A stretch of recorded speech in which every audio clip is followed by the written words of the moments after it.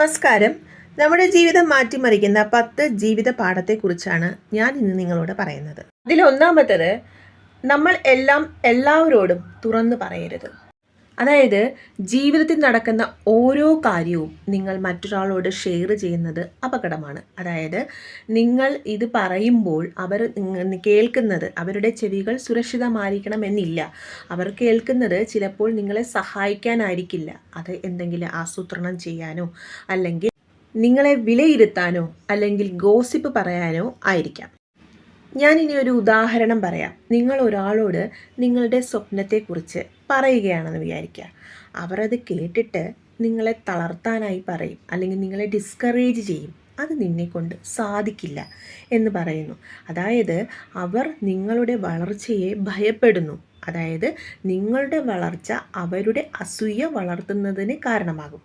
നിങ്ങൾക്ക് അത്തരം കാര്യങ്ങൾ ഷെയർ ചെയ്യാനായി വിശ്വസിക്കാവുന്ന ഒന്നോ രണ്ടോ ജെന്യുവിനായിട്ടുള്ള വ്യക്തിയോട് മാത്രം അത്തരം കാര്യങ്ങൾ സംസാരിക്കുക.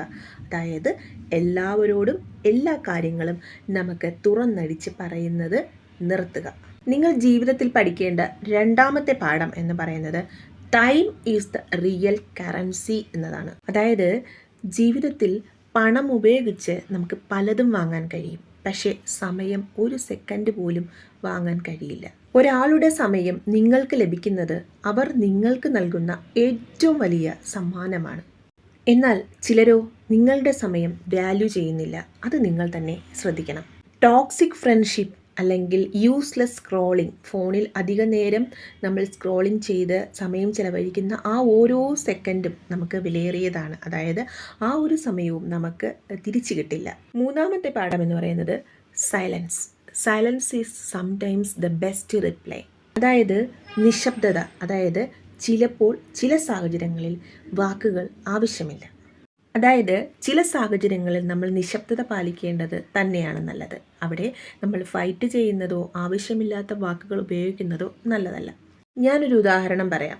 ചില സമയങ്ങളിൽ, അതായത് തെറ്റിദ്ധാരണ സമയത്തിൽ നിങ്ങൾ ഓപ്പോസിറ്റ് നിൽക്കുന്ന വ്യക്തിയോട് നിങ്ങൾ എക്സ്പ്ലനേഷൻ ചെയ്യുകയാണ്. അതായത് നിങ്ങൾ എന്താണ് അതെന്നുള്ളത് എക്സ്പ്ലനേഷൻ ചെയ്യുകയാണ്.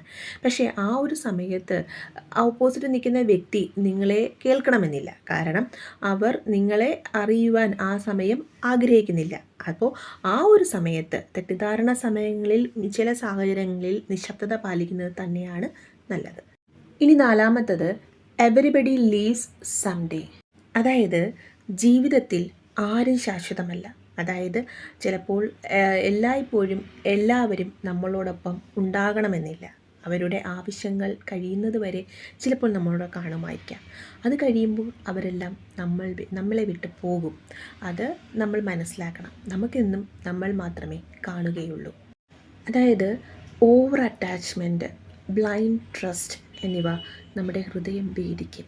അതായത് നമുക്ക് ഒരാളോട് ഓവറായിട്ട് അറ്റാച്ച്ഡ് ആണ്, അല്ലെങ്കിൽ നമ്മൾ അവരെ അന്ധമായി വിശ്വസിക്കുന്നു എന്നുണ്ടെങ്കിൽ ചില സമയങ്ങളിൽ നമ്മളെ തകർത്ത് കളയും. അതായത് നമ്മെ വിട്ടവർ പോകുന്ന സമയത്ത് നമ്മുടെ ഹൃദയം വളരെയധികം വേദനിക്കും.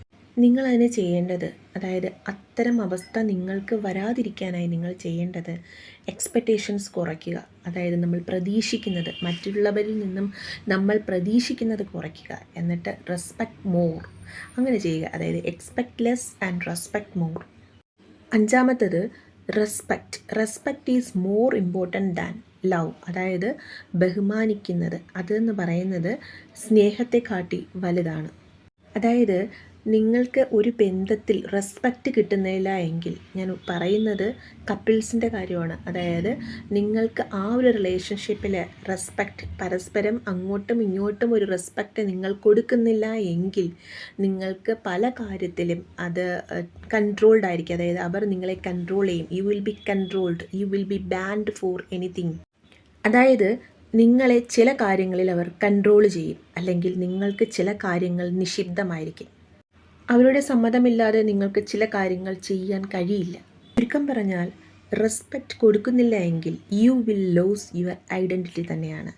നിങ്ങളെ തന്നെ ആണ് അവിടെ നഷ്ടപ്പെടുത്തുന്നത്. അതായത് നിങ്ങളുടെ ഐഡൻറ്റിറ്റിയാണ് അവിടെ ഇല്ലാതാകുന്നത്. അതായത് love without respect is painful. അവിടെ സ്നേഹമുണ്ടെങ്കിലും അവിടെ റെസ്പെക്റ്റ് ഇല്ലെങ്കിൽ അത് വേദന തന്നെയാണ്.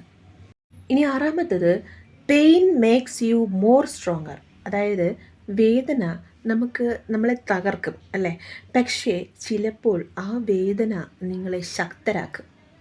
ഉദാഹരണത്തിന് ഒരു ബ്രേക്കപ്പിൻ്റെ സമയം, അല്ലെങ്കിൽ എന്താ പറയുക, നിങ്ങൾക്കൊരു ഫെയില്യൂർ ഉണ്ടാകുന്ന സമയം, നിങ്ങൾക്ക് ഇനിഷ്യലി അത് വളരെയധികം പെയിൻഫുൾ ആയിരിക്കും. ആ ഒരു അവസ്ഥ നിങ്ങൾ മറികടക്കും ക്രമേണ. അതായത് firstly initially painful and later it will be more stronger. നിങ്ങളെ ഇമോഷണലി കൂടുതൽ അത് സ്ട്രോങ്ങർ ആക്കി മാറ്റും. ആ ഒരു വേദനയിൽ നിന്ന് നിങ്ങൾ പഠിക്കുന്നത് you will be wise later. അതായത് നിങ്ങൾ അതൊരു ആലോചിച്ചായിരിക്കും പിന്നെ ഓരോ കാര്യങ്ങളും ചെയ്യുന്നത്. അതായത് നിങ്ങൾക്കൊരു ഫെയിലിയർ ഉണ്ടായി, ആ സമയത്ത് നിങ്ങൾ എന്ത് സംഭവിക്കും, നിങ്ങൾക്ക് വേദനയാവും, നിങ്ങൾ ഇമോഷണലി ഒരുപാട് ഡൗൺ ആയി പോകും. പിന്നെ നിങ്ങൾ ചിന്തിക്കാൻ തുടങ്ങും, എന്തുകൊണ്ടാണ് എനിക്ക് ആ ഫെയിലിയർ ഉണ്ടായത്. അങ്ങനെ ആ ഒരു ഫെയിലിയർ നിങ്ങൾക്ക് വരാതിരിക്കാനായി നിങ്ങൾ പിന്നെ ചിന്തിച്ചായിരിക്കും പ്രവർത്തിക്കുന്നത്. അതായത് നിങ്ങൾ ബുദ്ധിപൂർവമായിരിക്കും അടുത്ത സ്റ്റെപ്പ് വയ്ക്കുന്നത്. അപ്പോൾ നിങ്ങളെ വൈസാക്കും, അതായത് നിങ്ങളെ വൈസ്ലി ബിഹേവ് ചെയ്യാനായി ആ ഒരു പെയിൻ നിങ്ങളെ സഹായിക്കും. അതായത് വേദനയെ നിങ്ങൾ ഒരിക്കലും ശത്രുവായി കാണരുത്, അത് നിങ്ങൾക്ക് ജീവിതത്തിലെ ഒരു പാഠമായി മാത്രം എടുക്കുക. ഇനി ഏഴാമത്തെ പോയിന്റ്, കമ്പാരിസൺ ഈസ് പോയിസൺ. അതായത് മറ്റുള്ളവരെ കമ്പയർ ചെയ്ത് നമ്മൾ ജീവിതത്തിൽ ഓരോ കാര്യങ്ങളും ചെയ്യരുത്. അതായത് ചിലർ അവരുടെ 22ാമത്തെ വയസ്സിൽ രക്ഷപ്പെടുന്നു, എന്നാൽ ചിലരോ 35 വയസ്സ് കഴിഞ്ഞിട്ടായിരിക്കും ചിലർക്ക് അവരുടെ ജീവിതത്തിൽ സക്സസ് ഉണ്ടാവുന്നത്. അപ്പോൾ നമ്മൾ കമ്പാരിസൺ ചെയ്തിട്ട് കാര്യമില്ല, നമുക്ക് നമ്മുടെ സമയം വരും. അങ്ങനെ ചിന്തിച്ച് നമ്മൾ മുന്നോട്ട് പോകണം. Compare less and improve more. നിങ്ങളെ തന്നെ ഇംപ്രൂവ് ചെയ്യുകയാണ് വേണ്ടത്. മറിച്ച് കമ്പാരിസൺ ചെയ്യാതെ നിങ്ങളെ തന്നെ ഇംപ്രൂവ് ചെയ്യുകയാണെങ്കിൽ നിങ്ങൾ ജീവിതത്തിൽ ഒരു ദിവസം സക്സസ്സിലെത്തും.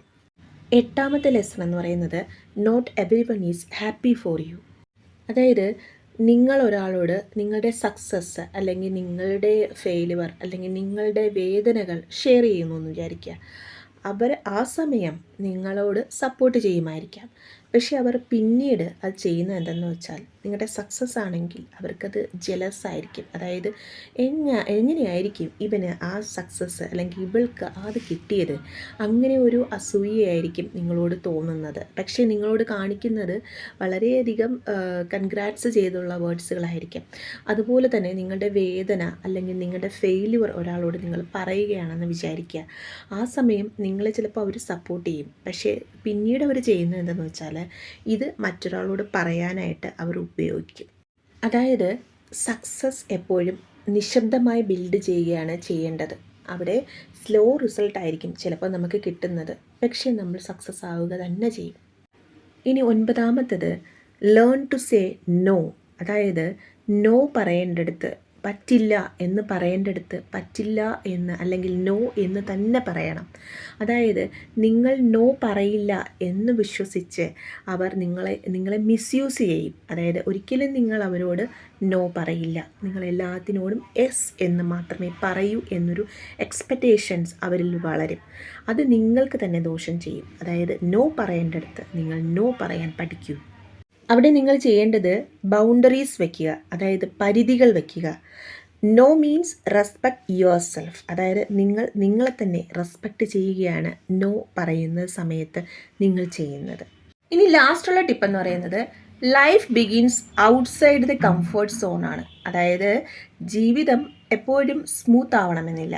നമ്മൾ കംഫർട്ട് സോൺ തേടി പോവുകയാണെങ്കിൽ അവിടെ നമ്മുടെ ഗ്രോത്ത് ഡെഡായിരിക്കും. അതായത് ഇപ്പോൾ നമ്മളൊരു എക്സാമ്പിൾ പറയുകയാണ്, ഒരു ജോലി പ്ലേസ് ആണെന്ന് വിചാരിക്കുക. നമ്മൾ ഒരു കംഫർട്ട് സോൺ തേടിയാണ് പോകുന്നത് പ്ലേസിലെങ്കിൽ അവിടെ നമ്മുടെ ഗ്രോത്ത് എന്ന് പറയുന്നത് ഡെഡായിരിക്കും. അതായത് നമ്മുടെ വളർച്ച അവിടെ നിലയ്ക്കുന്നു. അതായത് നമ്മുടെ സ്കിൽസ് എല്ലാം നഷ്ടപ്പെടുകയാണ് ചെയ്യുന്നത്. അതിപ്പോൾ ഏത് കാര്യത്തിനായാലും അങ്ങനെയാണ്. Comfortness more comfort, growth will be dead. അതായത് ജീവിതത്തിൽ റിസ്ക് എടുക്കുന്നവരാണ് എന്നും വിജയിക്കുന്നത്. ജീവിതം വളരെ ബുദ്ധിമുട്ടേറിയതാണ് ചിലർക്കെങ്കിലും, പക്ഷേ നമ്മൾ സ്ട്രോങ് ആവുമ്പോൾ അത് നമുക്ക് അത്രയും ബുദ്ധിമുട്ട് അനുഭവപ്പെടില്ല. അതായത് സ്ട്രോങ്ങർ ആവുമ്പോൾ നമുക്കതൊരു ബുദ്ധിമുട്ടായി തോന്നാറില്ല. ഞാനിപ്പോൾ പറഞ്ഞ ഈ 10 ലൈഫ് ലെസൺസിൽ ഏതാണ് നിങ്ങളെ ഏറ്റവും അധികം ഹൃദയത്തിൽ സ്പർശിച്ചത്?